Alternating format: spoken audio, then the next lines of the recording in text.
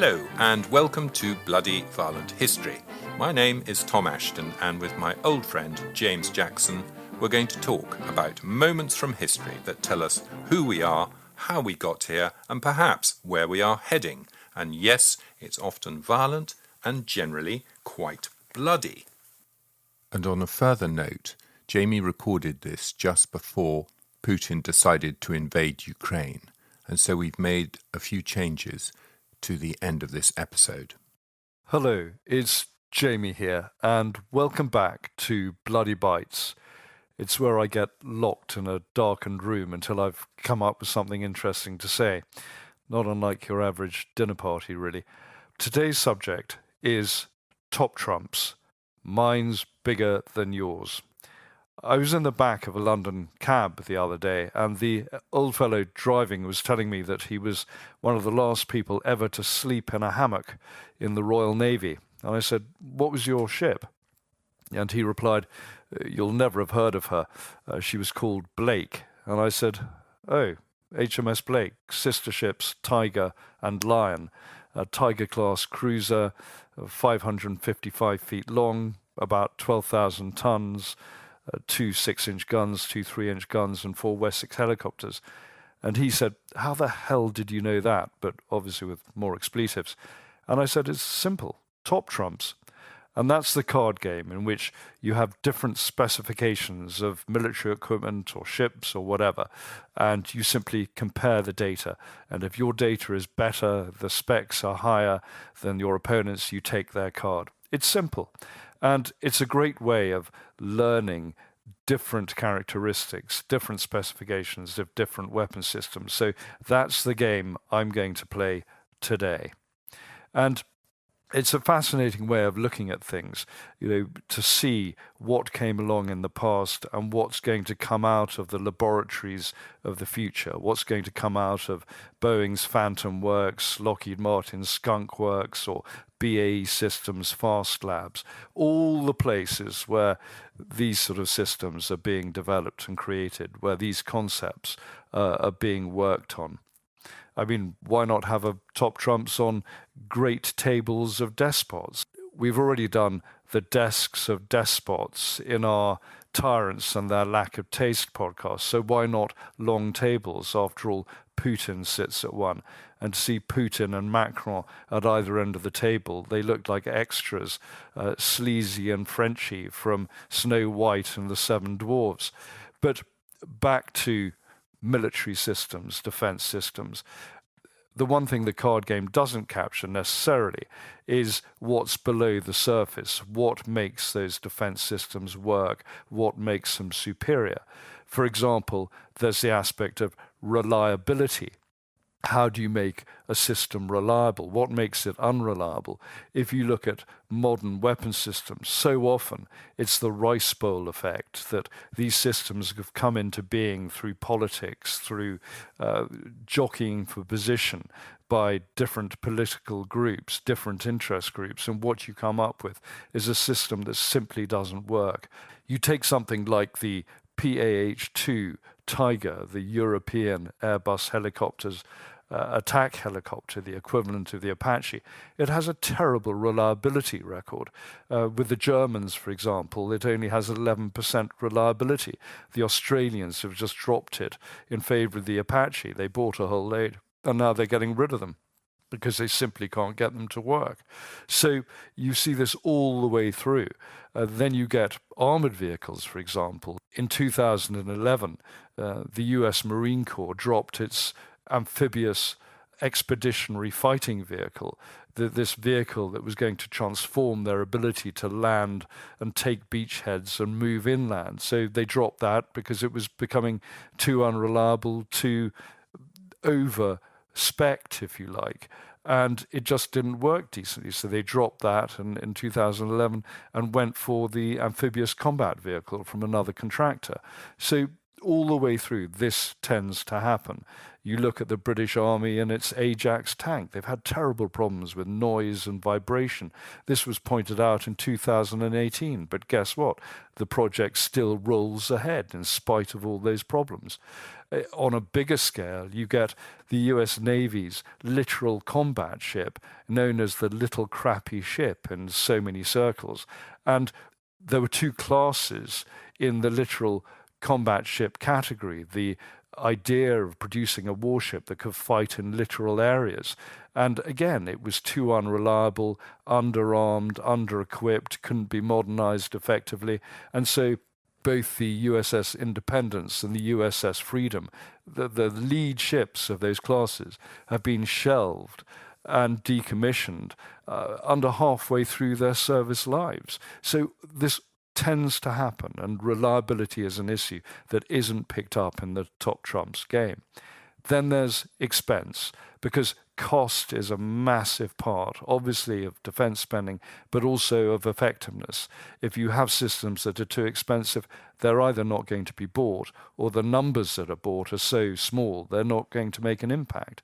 You could start, for example, with that fantastic helicopter, the RAH-66, the Comanche, and that was cancelled in 2004.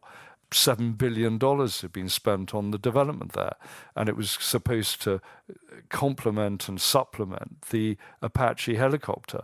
It had stealth characteristics, but it was so expensive and they couldn't really think of a role for it. It came out of the sort of bow wave effect of all these spending programs in the Cold War, and eventually it was just cancelled. But many of those stealth characteristics have fed into other programs. The Black Hawk, for example, that went into attack Osama bin Laden in 2011, they had stealth characteristics, and many of those would have been developed for the Comanche. But that's a program that died a death.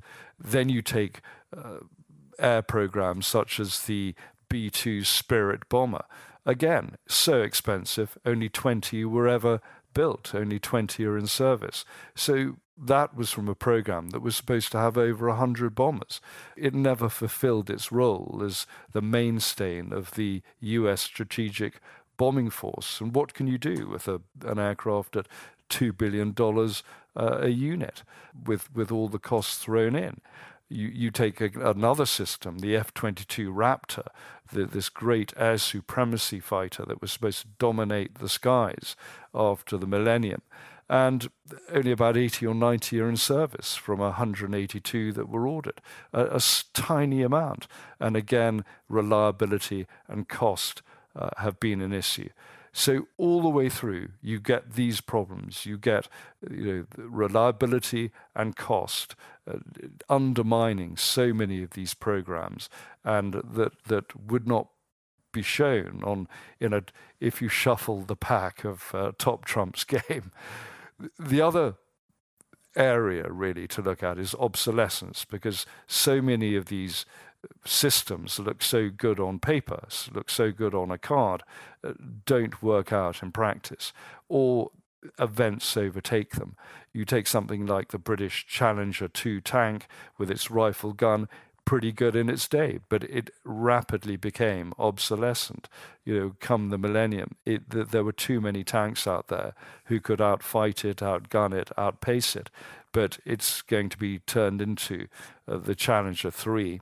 And lo and behold, with a 120mm smoothbore Rheinmetall gun with a power pack that's going to be able to give it a speed of 60 miles an hour, it will again take charge of the battlefield and will be an extremely good weapon.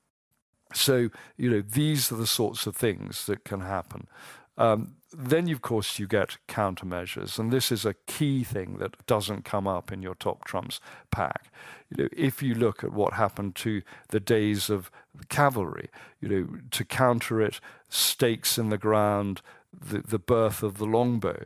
The longbow dominated the battlefield at Crécy, Poitiers, and Agincourt. I talked about that in the podcast, The Bloody Bite, on the longbow. So you got that against the cavalry. Against the infantry, you ended up with the development of the musket, and with cannon and with artillery. Come the 20th century, you got the machine gun. But those countermeasures breed countermeasures, because then you get the invention of the tank. And again, that fosters another arms race, if you like, because to counter the tank, you got anti-tank weapons and then anti-tank missiles.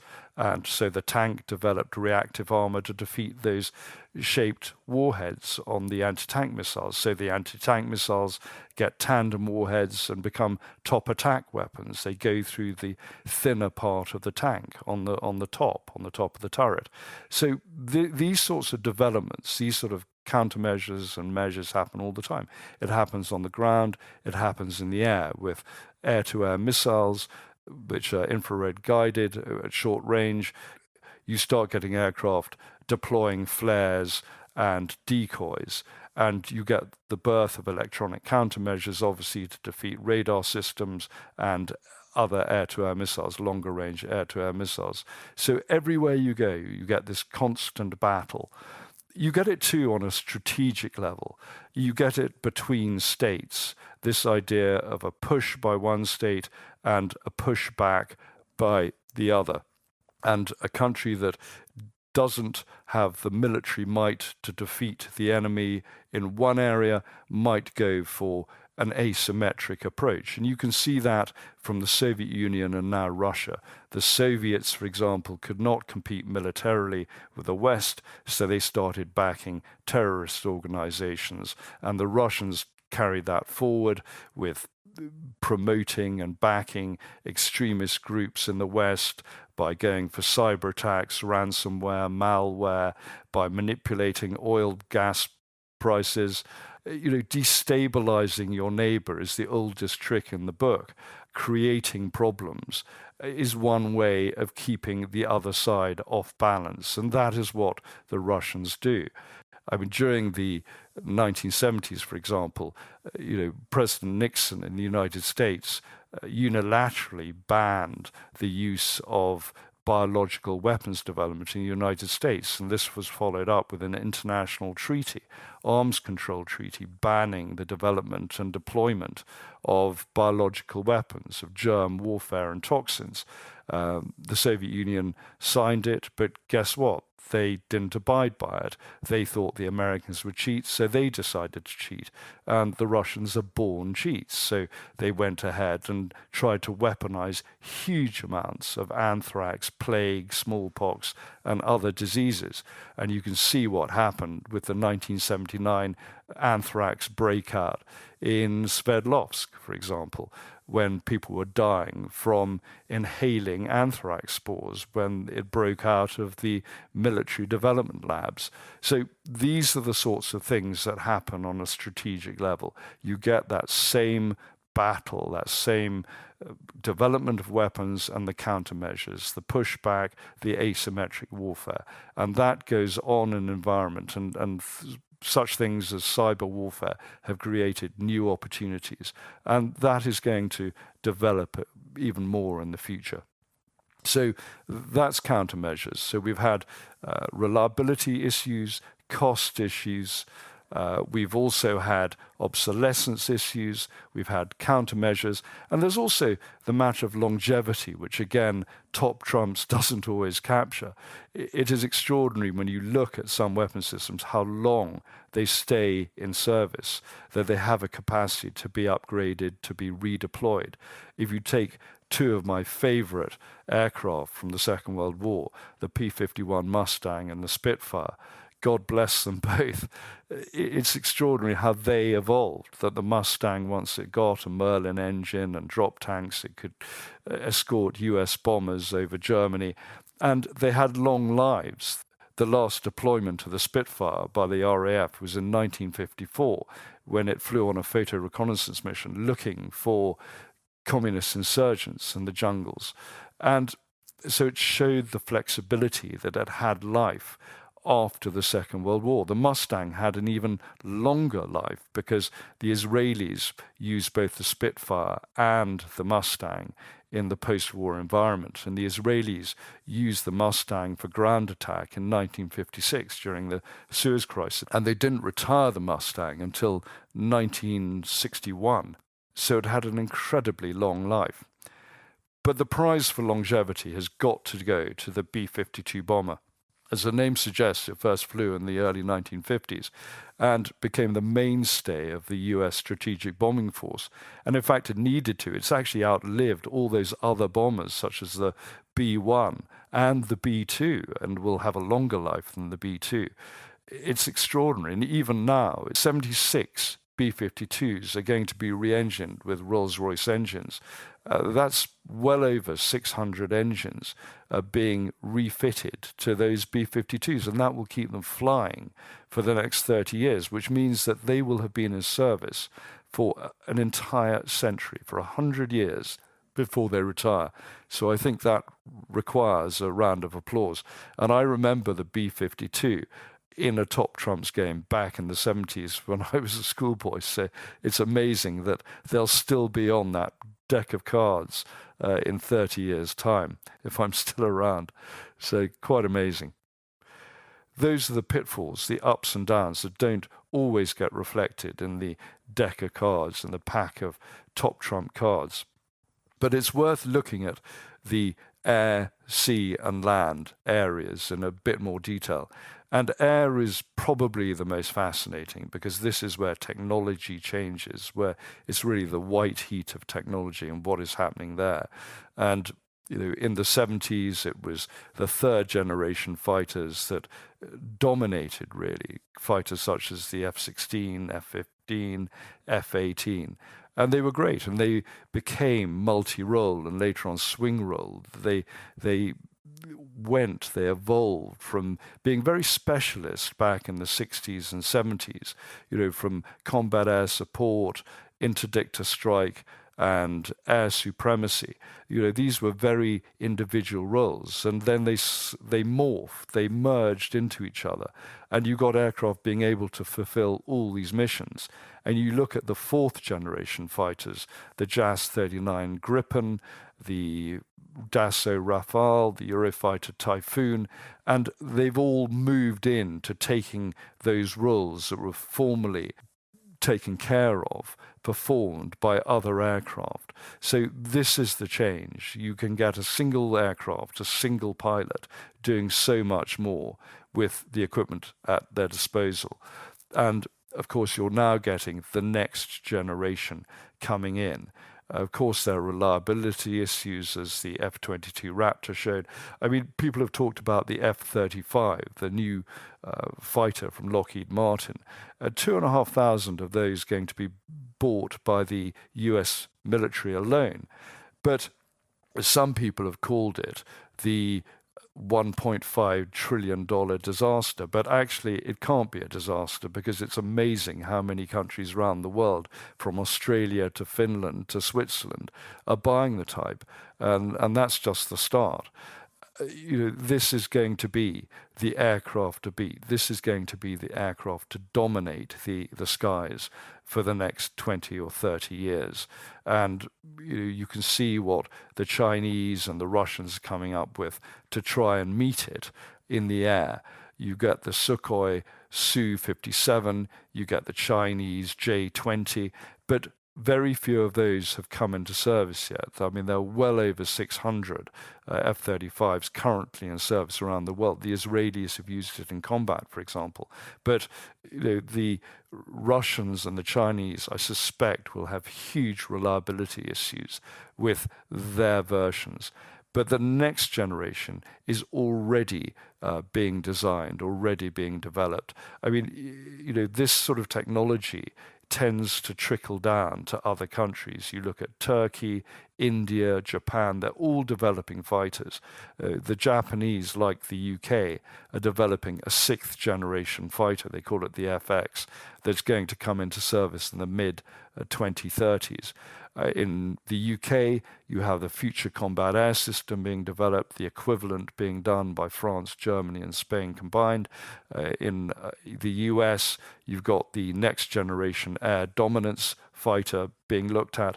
And the sort of technology that is going to feed in includes deep artificial intelligence, variable cycle engines that allow fighters to travel in the subsonic, transonic, and supersonic realm very efficiently and save a lot of fuel. You're going to get directed energy weapons. So all this technology is feeding in. Those countries that are sort of trying to catch up and develop sort of fourth or fifth generation fighters are probably not going to make that leap because the expense is so huge. I mean, the UK is investing £2 billion in its sixth generation fighter program. So it'll be fascinating to see what the deck of top trumps looks like in 20, 30 years' time. There'll be some very strange shapes flying, that's for sure. Anyway, on the naval side, you'll probably get a few changes in platform shapes, but that shape, that type of warship, you sort of know what is going to come down the line. The lead times are so much longer, and you can see from the frigates, really, that are the workhorse of navies around the world, what is going to come along. You know, you look at the Royal Navy's Type 26 and Type 31 frigates. The Type 26 is being adopted by countries such as Canada and Australia. So you know the shape of warships for the next 30 years. They are essentially platforms that carry new weapon systems. So it'll be interesting to see the weapon systems developments rather than the warship developments per se. And you can see that Sea Scepter missile, for example, which is the new generation of surface-to-air missile that has taken over from the short-range missiles like the Sea Cat of the 60s and 70s and the Sea Wolf that came in the sort of 80s. The growth of vertical launch systems, for example, that makes it so much more efficient to fire and equip ships. That is going to be the future. You're not going to get these sort of rather complicated reloading systems that ships had in the past. Their weapons, what you see is what you get. The weapons are going to be carried outside in vertical launch canisters. So that's really the change. But the sensor systems, and the weapon system, that's where to look. The radar systems are extraordinary. Their ability to attract thousands of targets and fire independent fire and forget missiles to take them down. All these sorts of things are changing, and anti-ship missile technology is changing, and the growth of hypersonic weapons is changing. And it's the one thing actually where the Russians do compete. They have extremely good missile technology and always have. Never forget that back in the 1980s, they developed their perimeter system, their Pyramètre system, that allowed for a ballistic missile to be fired that carried a communications warhead that would communicate to all the other ballistic missiles and get them to fire simultaneously. The Russians have always put a lot of effort into their missiles. Then you get ground forces. And again, a bit like the aerial systems, one of the things that is really developing apace is autonomy, the fact that you're getting uncrewed vehicles. And so the sixth generation of fighters, that might be crewed, might be uncrewed. The same is true of armored vehicles. So you get things like the optionally manned fighting vehicle.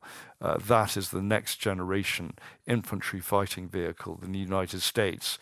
And it just shows that the fact they put optionally manned into the title of the armored program shows that this is the way things are heading, that having a crew is probably going to be incidental in the future. You're going to get so much done by simulation, by remotely operated or autonomously operated vehicles. That is going to be the way things are. And that really takes me on once again to the strategic end of the spectrum. We talked about in terms of countermeasures and asymmetric warfare, the fact that there were IEDs, and that was the way that guerrilla organizations or the Taliban fought Western armies with a response to which we weren't necessarily the best equipped to deal with at the time. And so it goes with strategic level politics as well. It's interesting to see who will win if you do a top trumps, who is equally matched, who will overcome the other side, whether it's Taiwan versus China or Ukraine versus Russia. Well, when it comes to Taiwan versus China, my bets are on Taiwan succeeding, because you have to have a lot of experience to mount an amphibious operation. The Allies in World War II had to land in North Africa and Italy and train extremely hard in order to land successfully on the Normandy beaches. China does not have that experience. And if you look at the weapon systems with which Taiwan is equipped, whether it's Skybow, air defense systems, Antelope missile systems, their anti-ship missile systems, they've got a strong air force. I think that the Chinese would find it very, very difficult to mount an amphibious landing on Taiwan and hold the ground. When it comes to Ukraine versus Russia, then it's pretty clear to me that Russia has already failed, because you cannot kill an idea, you cannot kill a people's wish for sovereignty, self-determination and independence. And one thing the Russians haven't learned are the lessons from Stalingrad, that with whatever weapons you have, with tanks, you're going to end up in choke points and killing zones, and you're not going to find it easy to push through urban areas that you have rubblized yourself. So whatever the weapons the Russians throw at them, the Ukrainians are going to fight back with whatever means they have at their disposal. And they have weapons that are very well suited to urban warfare. They have light anti-tank weapons, they have Javelin anti-tank missiles, they have Stinger missiles that are shoulder-launched surface-to-air. And that's why the Russians have been suffering helicopter and aircraft casualties, as well as armored vehicles and tanks. So that is going to be extremely bloody, extremely close quarters. And the Russians, by standing back and bombarding cities, are still going to find it very hard to take them. What they're going to inherit is scorched earth. They might want to send Ukraine back into the Dark Ages, but they themselves will be sent back into the Dark Ages by economic sanctions, which is another weapon that doesn't really appear on the top trumps card pack. So when it comes to the future, what I've said is that you cannot essentially keep down a people. What they're doing with the future is essentially funding the creation of a future Ukraine, because they've lit the spark of independence. Back in November 1999, I launched a thriller called Cold Cut about a KGB chief who takes over the presidency of Russia and tries to return Russia to its Stalinist past. And he didn't have a happy end. And that is the same with Putin. He is essentially lost because he's lost the moral argument. And what it comes down to as well in the future is, for the West, a reinvigorated NATO that seemed really to have lost ground over the last couple of decades, that it has grown again, that its relevance has been noticed. It will have to stand its ground, and we in the West will have to actually fight for our values in the same way that Ukrainians are fighting for theirs. These things are not always reflected in a card game, but the card game that Putin has played is one in which he will lose his hand and then eventually his head. So that is my prediction, and all I can say is that we said at the beginning of the Bloody Violent History podcasts that history has a timpani beat. It has a resonance and a rhythm that tends to repeat.